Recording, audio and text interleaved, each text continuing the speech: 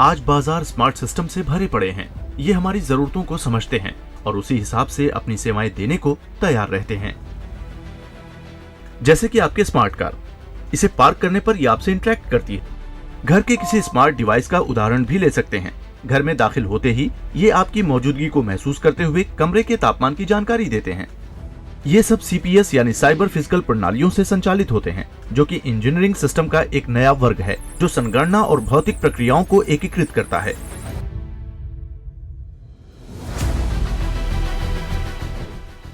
इसमें प्रौद्योगिकी के cybernetics, mechatronics, design, embedded systems, internet से जुड़ी चीजें, आर्टिफिशियल इंटेलिजेंस जैसे क्षेत्रों को शामिल किया गया है।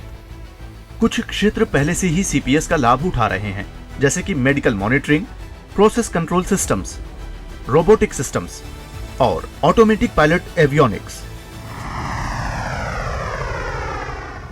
हालांकि ये हमारे लिए उपयोगी हैं और उपलब्ध भी हैं, लेकिन हम आज भी पूरी तरह से नहीं समझ पाएंगे कि साइबर फिजिकल प्रणालियां क्या हैं और ये हमारे लिए कितनी उपयोगी हैं।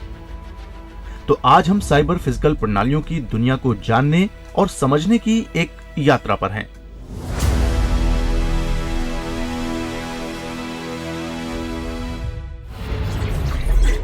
तो चलिए इसकी शुरुआत इसकी उत्पत्ति से करते हैं।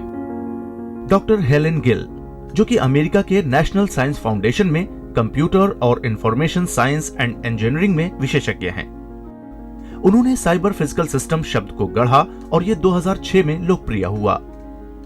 Cyber physical systems, this is all. Cyber physical प्रणालियां हमारा भविष्य हैं। यह प्रौद्योगिकियों, संचार, कंप्यूटिंग, निर्णय लेने, अवधारणाओं और स्वायत्त रूप से काम करने से संबंधित हैं। तो जब आपके पास ये सभी तकनीकें होती हैं तो आपके पास बहुत से डिजिटल घटक एक साथ होते हैं, जैसे कि कम्युनिकेशन, कंप्यूटिंग, आर्टिफिशियल इंटेलिजेंस द्वारा डिसीजन मेकिंग आदि। तो इसका अर्थ है कि आपके पास वो मशीनें नहीं होती या एक फिजिकल पार्ट होता है जो कि परसेप्शन गैदरिंग डेटा से संबंधित होता है, या फिर एक ऐसा साधन होता है जो इनका संचालन करता है। ये सब आपके भविष्य से संबंधित हैं। इसके उदाहरण है निर्माण उद्योग, जहां इंटेलिजेंट मशीन स्वचालित रूप से काम करती हैं, खुद को दुरुस्त करती हैं, खुद निर्णय लेती हैं। कई तरह के स्वचालित उपकरण भी होते हैं जो गहरे समुद्र में उत्खनन करते हैं। यहाँ तक कि पायलट रहित कारें भी होती हैं। Even small things like pilotless cars. चलिए इसे विस्तार से समझते हैं। सीपीएस इंटरसेक्शन के बारे में है, न कि फिजिकल और साइबर के संयोजन के बारे में। साइबर स्पेस एक ऑनलाइन इंटरनेट से जुड़ा वातावरण है जिसमें कंप्यूटर नेटवर्क पर संचार होता है। यह mechanical, environmental, civil, electrical, biomedical, chemical, aeronautical और औद्योगिक इंजीनियरिंग मॉडल एवं मेथड की संयुक्त इंजीनियरिंग है, जो कंप्यूटर विज्ञान के मॉडल और मेथड्स पर आधारित है। मशीनों, संवेदी युक्तियों, एम्बेडेड कंप्यूटेशनल इंटेलिजेंस और विभिन्न संचार तंत्रों के संयोजन और उपयोग से सीपीएस कंप्यूटर आधारित इंटरनेट के साथ भौतिक तत्वों की निगरानी करते हैं। इसका मतलब यह है कि वे अपने भौतिक परिवेश के आधार पर स्वतंत्र रूप से कार्य करने में सक्षम हैं। लेकिन इससे पहले कि हम साइबर भौतिक प्रणालियों के विज्ञान को गहराई से समझें, आइए उन क्षेत्रों को भी व्यापक तौर पर समझें जिन्हें इस नए साइबर क्रांति से लाभ मिलने की संभावना है। ऐसा ही एक महत्वपूर्ण क्षेत्र स्मार्ट इलेक्ट्रिसिटी ग्रिड है। साइबर फिजिकल प्रणालियों में इससे जुड़े सभी उपयोगकर्ताओं के व्यवहार और कार्यों के आधार पर बिजली के वितरण को और बदलने की क्षमता है।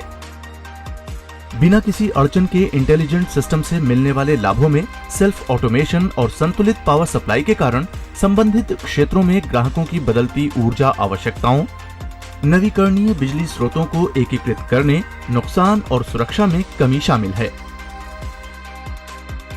इसके अलावा बेहतर भूजल प्रबंधन के लिए जल संरक्षण, आपूर्ति और निगरानी के लिए मानव रहित जहाजों और मरीन वेसल्स जैसे अन्य क्षेत्र भी इसमें आते हैं। अब जब हमें इसके व्यवहारिक लाभों के बारे में पता है, तो चलिए एक नजर उन पर भी डालते हैं। सीपीएस अक्सर साइबर स्पेस शब्द से जुड़ा होता है, लेकिन यह शब्द पुराने समय से ही प्रचलन में है। साइबर स्पेस और साइबर फिजिकल सिस्टम्स दोनों ही शब्दों का मूल साइबरनेटिक्स शब्द में देखा जा सकता है। इन दोनों को अलग अलग नहीं देखा जा सकता। इसलिए सीपीएस यानी साइबर फिजिकल सिस्टम्स और इसके उद्देश्यों को समझने के लिए हमें साइबरनेटिक्स की भूमिका को भी समझना पड़ेगा। एक अमेरिकी गणितज्ञ, दार्शनिक और मैसाचुसेट्स इंस्टीट्यूट ऑफ टेक्नोलॉजी में गणित के प्रोफेसर नॉर्बर्ट वीनर ने दूसरे विश्व युद्ध के दौरान साइबरनेटिक्स शब्द को गढ़ा था। वीनर ने ऑटोमेटिक एमिंग और एंटी एयरक्राफ्ट गन से फायरिंग के लिए प्रौद्योगिकी का सहारा लिया था। हालांकि जिस मैकेनिज्म का उपयोग वो करते थे उसमें डिजिटल कंप्यूटर शामिल नहीं थे, लेकिन उसमें शामिल सिद्धांत आज के कंप्यूटर आधारित फीडबैक नियंत्रण प्रणालियों के समान थे, जो कि फिजिकल प्रोसेस संगणना और संचार का एक संयोजन है। भारतीय प्रौद्योगिकी संस्थान दिल्ली में किए जा रहे अनुसंधानों और साइबर फिजिकल प्रणालियों के व्यवहारिक अनुप्रयोगों को समझने के लिए हम मैकेनिकल इंजीनियरिंग विभाग में प्रोफेसर एसके साहा और उनकी टीम के शोधकर्ताओं से मिले। Cyber physical system include in cyber physical प्रणालियों में रोबोटिक्स, इंटरनेट ऑफ थिंग्स और स्मार्ट विनिर्माण शामिल है।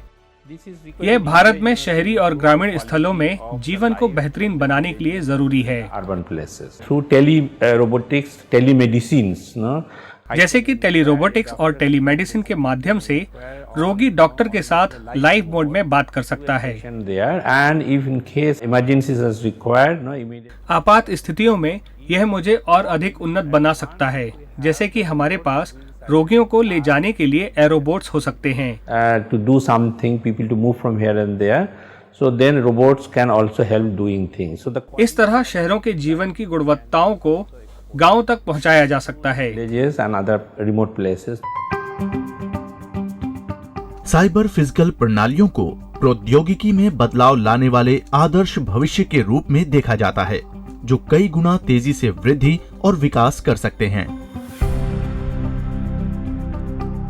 सीपीएस इंटेलिजेंट, ऑटोनॉमस और सक्षम साइबर फिजिकल प्रणालियां हैं जो कृषि, जल, ऊर्जा, परिवहन, बुनियादी ढांचे, सुरक्षा, स्वास्थ्य और विनिर्माण जैसे क्षेत्रों में निरंतर नवाचार होने की उम्मीद करती हैं। इस क्षमता और प्रौद्योगिकी पर भारत के फोकस को देखते हुए प्रधानमंत्री श्री नरेंद्र मोदी की अध्यक्षता में केंद्रीय मंत्रिमंडल ने national mission on interdisciplinary cyber physical systems पर राष्ट्रीय मिशन का सन 2018 में शुभारंभ किया है। इसे विज्ञान और प्रौद्योगिकी विभाग द्वारा 3,660 करोड़ रुपए की मंजूरी के साथ 5 साल की अवधि के लिए लागू किया जाना है। 15 टेक्नोलॉजी इनोवेशन हब्स की स्थापना गतिविधियों का संचालन करने वाले नोडल केंद्रों के रूप में की जाएगी। यह मिशन भारत के साथ साथ अंतर्राष्ट्रीय स्तर पर अनुसंधान संस्थानों और प्रयोगशालाओं के बीच समन्वय स्थापित करेगा। प्रौद्योगिकी पर आधारित स्टार्टअप और उद्यमियों के लिए एक विश्वसनीय मंच प्रदान करके एक जीवंत अभिनव पारिस्थितिकी तंत्र का निर्माण करेंगे। व्यावसायिक प्रौद्योगिकियों और उत्पादों को वितरित करने के लिए उद्योग के साथ सहयोग किया जाएगा। इस प्रकार अनुसंधान, नवाचार, विश्वस्तरीय प्रौद्योगिकी और उत्पाद विकास को बढ़ावा मिलेगा। प्रारंभिक चरण मेजबान संस्थानों की पहचान करने और इसके साथ ही बीएलएस की स्थापना करना हमारा पहला लक्ष्य है। हमने इस विशेष चरण को पूरा कर लिया है। अगले चरण में हम उन्नत प्रौद्योगिकियों पर काम कर रहे हैं जो उन्हें अंतर्राष्ट्रीय सहकार्यता से जोड़ेंगे तथा साथ ही हम उद्योगों में भागीदारों के साथ काम करना चाहते हैं। मिशन के तहत प्रत्येक हब एक समीपवर्ती टेक्नोलॉजी बिजनेस इंक्यूबेटर का निर्माण करेगा या मौजूदा टीबीआईज के साथ लिंक बनाएगा। हब एक डिस्ट्रीब्यूटेड मॉडल में इस अर्थ में काम करेंगे कि सभी इंक्यूबेट्स जरूरी नहीं कि भौतिक रूप से टीबीआई में स्थापित हों, वे जहां हैं वहां रहकर भी सेवाओं का लाभ उठा सकते हैं। अंतःविषय दृष्टिकोण मिशन का लक्ष्य है। हब को प्रौद्योगिकियों और उत्पादों को वितरित करने के लिए एक साथ काम करना होगा।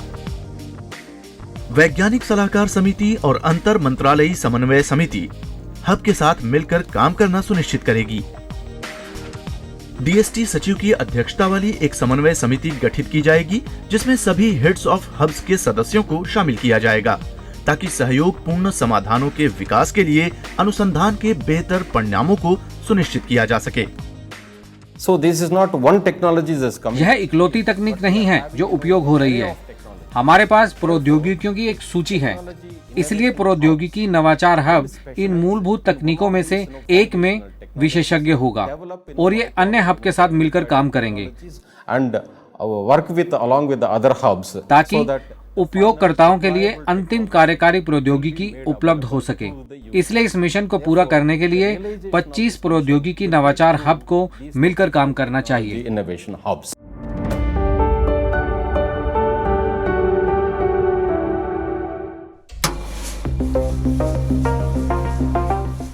एक शानदार अनुमोदित प्रस्ताव ह्यूमन रोबोट कोलैबोरेशन या कोबोट्स की थीम पर केंद्रित है।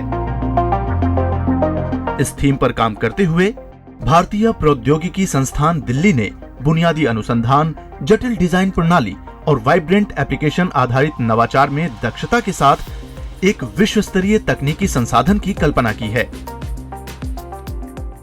ये विशेष रूप से चिकित्सा, कृषि और स्मार्ट विनिर्माण के क्षेत्रों पर ध्यान केंद्रित कर रहे हैं। Under this technology innovation hub for cobotics, we have technology innovation hub के तहत हमने कोबोटिक्स के लिए 4 प्रमुख क्षेत्रों का प्रस्ताव दिया है। एक मेडिकल रोबोटिक्स, दूसरा कृषि और उत्पाद प्रबंधन, तीसरा डिफेंस रोबोटिक्स और चौथा स्मार्ट निर्माण के लिए उद्योग। But I can give you another example for the medical robot का उदाहरण मैं पहले आपको दे चुका हूं। एक और उदाहरण है कोविड के मामले में हम अल्ट्रासोनोग्राफी के लिए एक रोबोट के टेली ऑपरेशन पर काम कर रहे हैं। एक रोबोट हैंड अल्ट्रासोनोग्राफी करेगा और डॉक्टर दूर बैठकर निरीक्षण करेंगे। And then similarly in a COVID patients area, we are trying to deploy robots. और फिर इसी तरह एक कोविड रोगी के मामले में हम उन मोबाइल रोबोट्स को लगाने की कोशिश कर रहे हैं जो खाना दे सकते हैं और इंटरनेट पर डॉक्टरों से बात कर सकते हैं। इसी तरह छोटे उद्योग जो बहुत महंगे या पूरी तरह से स्वचालित नहीं होना चाहते, तो ऐसे में एक मोबाइल रोबोट किसी इंसान की सहायता से उनके लिए काम कर सकता है। मध्यम स्तर के उद्योग भी इन कोबोटिक्स को अपना सकते हैं। To adopt this kind of technologies. Mission का मकसद दृढ़ उत्पादक और स्थायी हब बनाना है। डेवलपमेंट मैकेनिज्म ऊपर से नीचे वाला राजस्व मॉडल होगा, जिसमें क्षमताओं के विकास और क्रमिक निर्माण के लिए परियोजना अवधि के बाद के वर्षों में हब की शुरुआत national mission on interdisciplinary cyber physical systems के माध्यम से सरकारी सहायता द्वारा होती है। When we have this, हमारे पास ये 25 नवाचार हब हैं, तो इसका मतलब ये है कि हमारे पास 25 टेक्नोलॉजी बिजनेस इंक्यूबेटर्स भी हैं। टीबीआई के पास बुनियादी ढांचा, परामर्श क्षमता, उद्योग सहकारिता होने के अलावा तत्कालिक समस्याएं भी होंगी। तो कुल मिलाकर जहां अनुसंधान एक उत्पाद में परिवर्तित हो रहा है, वहीं साथ ही स्टार्टअप का मंथन भी किया जा रहा है। out of the startups. इस मिशन के प्राथमिक उद्देश्य हैं नए ज्ञान का सृजन करना, प्रौद्योगिकी, उत्पाद विकास और व्यवसायीकरण, मानव संसाधन विकास और कौशल विकास, नवाचार, उद्यमिता और स्टार्टअप इकोसिस्टम और अंतरराष्ट्रीय सहयोग। चयनित टीआईएच ने जमीनी स्तर पर होने वाली नवाचार योजना के लिए अपने भावी प्रस्तावों को तैयार किया है। भारतीय विज्ञान संस्थान बेंगलुरु के पास robot, drone innovation, artificial intelligence के लिए डेटा सेट्स और ऑटोमेटेड गाइडेड व्हीकल रिसर्च करने का महत्वाकांक्षी नजरिया है। हम भारतीय विज्ञान संस्थान बेंगलुरु में इलेक्ट्रिकल कम्युनिकेशन इंजीनियरिंग विभाग में प्रोफेसर भारद्वाज अमृत से मिले और उनसे व उनकी टीम से साइबर फिजिकल प्रणालियों की व्यावहारिक भूमिका और व्यापक अनुप्रयोगों के बारे में समझा। So we are focusing on multiple different innovations. One is the area of mobility. हम कई नवाचारों पर ध्यान केंद्रित कर रहे हैं।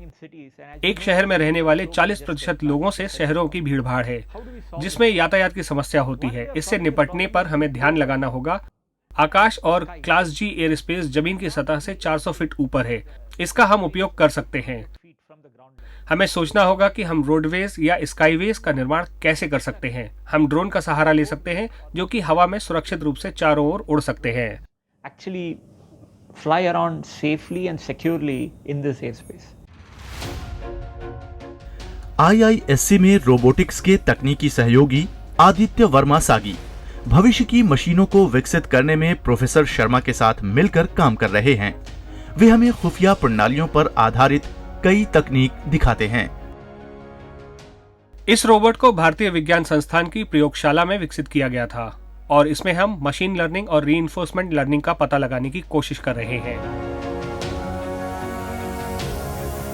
For example, what is the equivalent of a traffic junction in the sky? उदाहरण के लिए हम आकाश में सड़कों के समांतर क्या कर सकते हैं। आप यहाँ ड्रोन के बारे में सोच सकते हैं जिनमें पायलट की जरूरत नहीं होती। Pilot in them. These will be small drones. How do you manage all these drones? Drone आपस में टकराए नहीं, इसका प्रबंधन आप कैसे करेंगे? दुनिया के किसी भी इंसान के पास इन सवालों का जवाब नहीं है और इसलिए भारत के पास इस दिशा में कुछ करने के लिए बड़ा अवसर है। To actually develop these technologies.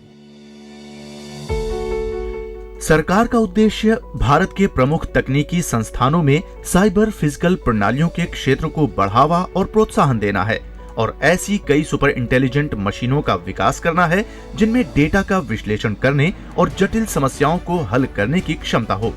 ये इनोवेशन हब वाणिज्यिक और औद्योगिक स्तर पर बढ़ाई जा सकने वाली और अपने द्वारा विकसित उन तकनीकों के साथ इंक्यूबेटर सेंटर के रूप में काम करेंगे। We have to be totally future ready because this is going to have impact which is हमें भविष्य के लिए तैयार रहना होगा क्योंकि इसका असर हम पर जरूर पड़ेगा, जो कि हर चीज के लिए महत्वपूर्ण है, चाहे वह कौशल हो, शिक्षा हो या फिर नौकरी। यह हर क्षेत्र से संबंधित है। if you're looking at health, you're looking इसलिए आप स्वास्थ्य, नैदानिक प्रयासों, टेलीमेडिसिन, स्वास्थ्य सेवाओं की डिलीवरी, कृषि, services, परिवहन, ऊर्जा, नेटवर्क और जल नेटवर्क सभी पर इसका असर देख सकते हैं। networks. जहां भी आप चीजों को बेहतरीन और कुशल बनाना चाहते हैं, उसके लिए आपके पास साइबर फिजिकल सिस्टम होना जरूरी है। So you're going to have cyber physical systems working there. The global impact is going to be so इसका वैश्विक प्रभाव पड़ना तय है, इसलिए हमें नौकरियों और कौशल का विकास करना पड़ेगा। and the skills which यही कारण है कि ये मिशन शिक्षा, प्रशिक्षण और कौशल पर भी उतना ही जोर देता है जितना नए ज्ञान के उत्पादन और उन्हें नए अवसरों में बदलने के लिए देता है। also producing new knowledge as well as consuming new knowledge to convert that into new opportunities. इन अवसरों का उपयोग करके हम उन सेवाओं को वितरित करना चाहते हैं जिन्हें आप पुरानी तकनीक के साथ वितरित नहीं कर सकते। Delivered now. इसका मतलब है कि कुल मिलाकर आप मूल रूप से अनुप्रयोगों का विस्तार करते हैं और समाज के बड़े क्षेत्रों तक पहुंचने का प्रयास करते हैं। इस मिशन में यही सब होने जा रहा है। So all of that is going to happen in this particular mission. Mission का उद्देश्य ज्ञान सृजन, मानव संसाधन विकास, अनुसंधान, प्रौद्योगिकी और उत्पाद विकास, नवाचार तथा व्यवसायीकरण संबंधी व्यापक राष्ट्रव्यापी प्रयासों से समन्वित और एकीकृत सीपीएस प्रौद्योगिकियों के लिए एक मजबूत नींव और एक सहज पारिस्थितिकी तंत्र विकसित करना है। भारत के दिग्गज वैज्ञानिक संस्थान जैसे कि भारतीय प्रौद्योगिकी संस्थान, भारतीय विज्ञान संस्थान, भारतीय विज्ञान शिक्षा और अनुसंधान संस्थान और विज्ञान और इंजीनियरिंग अनुसंधान बोर्ड इस महत्वाकांक्षी कार्य को साकार करने का बीड़ा उठा रहे हैं।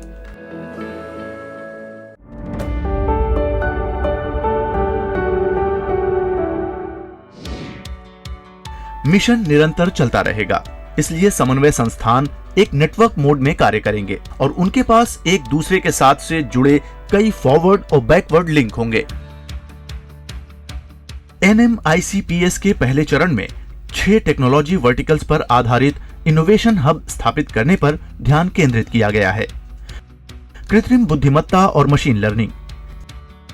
AI एक कंप्यूटर प्रोग्राम या एक मशीन के सोचने और सीखने की क्षमता है, जबकि मशीन लर्निंग आर्टिफिशियल इंटेलिजेंस का एक अनुप्रयोग है। दूसरा, इंटरनेट से जुड़ी चीजें, सेंसर, एक्टिवेटर्स और कंट्रोल जैसी चीजों के लिए टेक्नोलॉजी है। IoT एक तकनीकी अवधारणा है जो दैनिक जीवन की वस्तुओं, इलेक्ट्रॉनिक उपकरणों, सॉफ्टवेयर और सेंसर से लैस हैं और इंटरनेट तथा एक दूसरे से जुड़ी हुई हैं। ये सभी चीजें एक बुद्धिमत्ता और संवेदी तरीके से काम करती हैं और आंकड़ों को इकट्ठा तथा संचारित करती हैं। अगला है डेटा बैंक, जो डेटा सेवा और डेटा विश्लेषण से जुड़ा है। इसमें किसी विषय या संबंधित विषयों के समूह से जुड़ी काफी सारी जानकारियां शामिल होती हैं, जिसे कंप्यूटर सिस्टम के जरिए संग्रहित और उपयोग किया जाता है। अगला क्षेत्र है एडवांस्ड कम्युनिकेशन सिस्टम, जो विशेष रूप से विकसित सॉफ्टवेयर के माध्यम से किसी विशेष मशीनरी के साथ संचार करने के संदर्भ में सभी क्षेत्रों के लिए एक महत्वपूर्ण पहलू है। इससे जुड़ा अगला क्षेत्र मशीनरी और प्रौद्योगिकी के सबसे ज्यादा खोज वाले क्षेत्रों में से एक है, जो है रोबोटिक्स और ऑटोनोमस सिस्टम। यह प्रौद्योगिकी की एक शाखा है जो रोबोट बनाने, प्रोग्रामिंग करने और डिजाइनिंग से संबंधित है। अगला क्षेत्र साइबर सुरक्षा का है। सीपीएस में साइबर स्पेस एक बहुत महत्वपूर्ण क्षेत्र है। सीपीएस और आईओटी महत्वपूर्ण बुनियादी संरचनाओं, सरकार और रोजमर्रा की जिंदगी में एक महत्वपूर्ण भूमिका निभाते हैं। Automobiles, medical device, building control और स्मार्ट ग्रिड सीपीएस के उदाहरण हैं। इसलिए एक ऐसा सॉफ्टवेयर विकसित करना आवश्यक है जो इस साइबर स्पेस की सुरक्षा कर सके। तो कैसे ये प्रौद्योगिकी के क्षेत्र सीपीएस सपने को आगे ले जाने में उपयोगी हैं? चौराहों और सड़कों पर लगी लाल बत्तियों का उदाहरण लें। इन चौराहों पर लगे सेंसर्स के बारे में सोचिए, जो इस तरह से अनुकूलित हैं कि वे पैसेंजर्स के लिए प्रतीक्षा के समय को कम करते हैं। इससे दुर्घटनाओं की संख्या में कमी हुई है और ये ईंधन की खपत को भी कम करता है। इसलिए आज हम जो कुछ भी इंसानी तौर पर करते हैं, अगर इसे सेंसर के साथ किया जा सकता है तो इसका हमारी रोजमर्रा की जिंदगी पर काफी असर पड़ेगा। For example, inventory control. उदाहरण के लिए एक बड़ी फैक्ट्री में चीजों पर नियंत्रण इस तरह किया जाता है।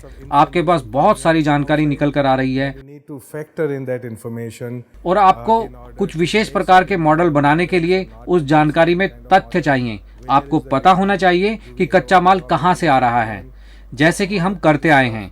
इसे मशीनों की सहायता से और बढ़िया तरीके से किया जा सकता है। With the way we do it now. कोविड-19 का यह समय हमें बता रहा है कि हमारा भविष्य डिजिटल और साइबर पर आधारित होगा। Future is all digital, it's all cyber. इस क्षेत्र में हुए विकास को देखें। वर्चुअल रियलिटी, मिक्स्ड रियलिटी और ऑगमेंटेड रियलिटी हमारे रोजमर्रा के जीवन का हिस्सा बनने जा रही है। Our everyday life.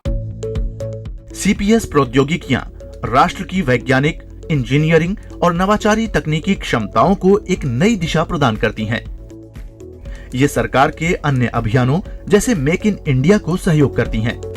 प्रौद्योगिकियों से वैश्विक, औद्योगिक और आर्थिक प्रतिस्पर्धा भी पैदा होती है और देखा जाए तो ये एक सामरिक संसाधन बन गई हैं।